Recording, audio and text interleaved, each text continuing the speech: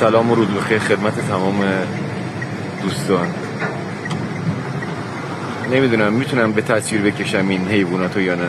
امیدوارم که ببینین تو تصویر. اینا تمام عقاب، شاهین یا به قول بعضیا قوش یا دال هستن.